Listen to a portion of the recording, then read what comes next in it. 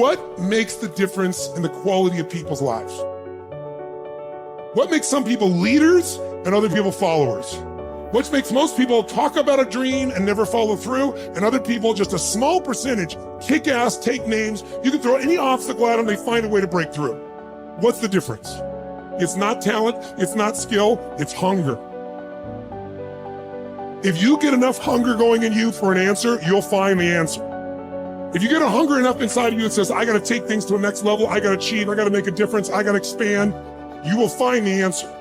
People's intelligence will expand if they got enough hunger. But if you got everything and you're not hungry, you're not gonna have much. The super successful don't stop once they hit their targets. They simply reset and go again. Anytime you stop reaching for massive success, the next thing, you start settling in, that's when you start having problems. The comfort zone is dangerous. When you're comfortable, you are most dangerous. You should never feel comfortable. You should be happy and dissatisfied. Well, you should be afraid of taking risks and pursuing something meaningful. But you should be more afraid of staying where you are if it's making you miserable. It's like you're paying a price by sitting there being miserable. You might say, well, the devil I know is better than the one I don't. It's like, don't be so sure of that. The clock is ticking. Yeah, and if you're miserable in your job now and you change nothing, in 5 years, you'll be much more miserable and you'll be a lot older. So don't be finished. Be starting. Be alert.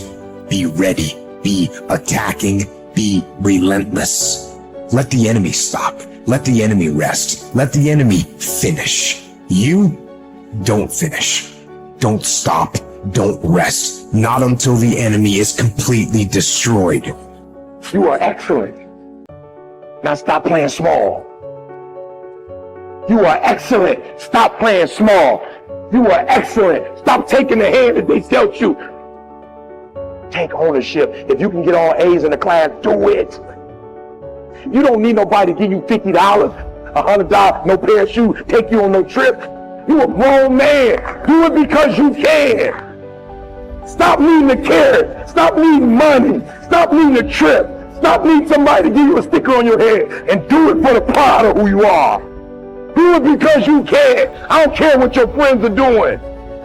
When you leave, what you fighting for? What's your legacy? What you gonna do? You say you a champ, but do you practice like a champ? You say you a champ, do you fight like a champ? You say you a champ, do you have the mentality of a champ?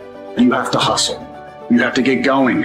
Get up out of your seat and move. You have to take massive action. It's hard, it sucks, it can sap you of your mental and physical energy, but you need to get going and get up after those things that you want. No one's gonna do it for you. Work on yourself every day. Get better, improve, learn, extend yourself, push yourself out of your comfort zone. Push the boundaries that you're accustomed to. That's the only way to grow as a person. If you look at all the successful people in the world, one common thread between all of them is that they've all hustled. They've all gotten to work, gotten busy.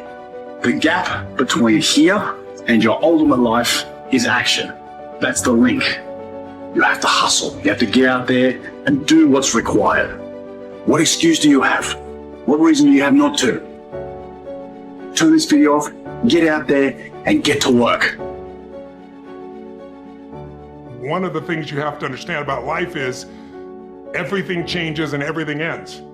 And that kind of sounds heavy on the front end, but it's a truth. If everything changes and everything ends, number one, it should make you appreciate what you have right now. And then my view is, what's next is always better. If I make it so, it's my job to make it so. And so I think, for me, I look at it and say, when you said genius is a young man's game, I think that's total bullshit. I think passion is the genesis of genius. If you've got enough passion, you're gonna find answers nobody else does, but most people run out of fuel, meaning they get tired, they get exhausted, they get burnt out, they get, the law of familiarity. They're around something so much they take it a little bit for granted. And I've managed to see something in myself that I found in every great leader that I've ever respected, and that is, I value intelligence immensely, but I know really smart people can't fight their way out of a paper bag pragmatically, right? I'm sure you do too. what I see as the one common denominator of people that are successful over a lifetime is the sustained hunger. Hunger is the number one factor. When I see somebody, I don't care what age they are, I don't care what their background is, if they're hungry to improve, to change, to make something happen. I mean, if you look at Richard Branson, he's as hungry today in his late 60s as he was at 16 years old in that crypt starting Virgin. You know, you look at my buddy Mark Benioff, you know, he's I think in his early 50s right now. Mark is more hungry today than when I knew him 12, 14, 15 years ago when he was first coming up with the idea of, he went to one of my seminars over and over again, the UPW, you know which one. And he went there like 4 or 5 times and he was sitting in the front row, he's a tall guy, introduced himself and said, "You've convinced me, I'm gonna leave this company I work for as an employee here and I'm gonna go start this new company called Salesforce.com. Wow. And he says, "Tony, we're gonna do $100 million in business and we're gonna change business." Now he's doing whatever, 30 billion right now. but it's because he hasn't lost the hunger. And I think the law of familiarity is what destroys a relationship.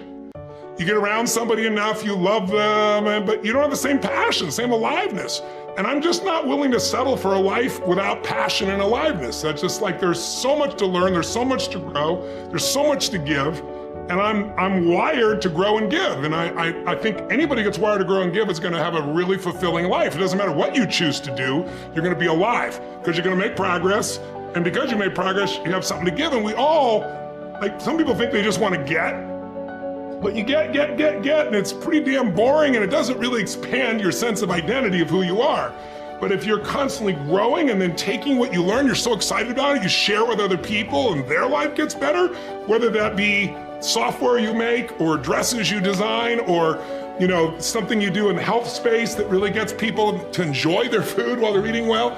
If you have those passions and you keep growing, there's no limit. It doesn't matter what happens in the short term with a pandemic or with a drop in the economy or whatever the case may be. These are all temporary when you realize life is lived in decades, not in days. There are no right things to do in life. If you choose something and put everything that you have into it, it'll become a great thing. Is it the right thing? Is it the best thing? When you say, is it the right thing? What you're asking is it the best thing to do in life? There is no best thing to do in life. Anything that you take up, and if you put your heart and soul into it, it becomes a great thing. Is it the best thing? No. Then what is the best thing? There is no such thing. There's really no such thing. Why are you not passionate about everything in the existence? You're only passionate about one thing means what? You're constipated. That's what it means. So, see, idiots do things that they don't like to do, suffer for their whole life because they think it's needed, or they think it's their duty. Intelligent people do what they love to do. They enjoy their life to some extent. But a genius learns to do what is needed joyfully. That's when your genius flowers, because it's no more about you. Now there's a limitless way of looking at life. So every aspect of this rally, or many other things we have done, I don't even have to tell people that this must happen, this must happen, this must happen. A few things, yes. Rest of it, I just make it up in my mind. I know it must happen. And it will happen. Not because I'm exercising my will over the world, because I'm just fulfilling the will of the world, that's all.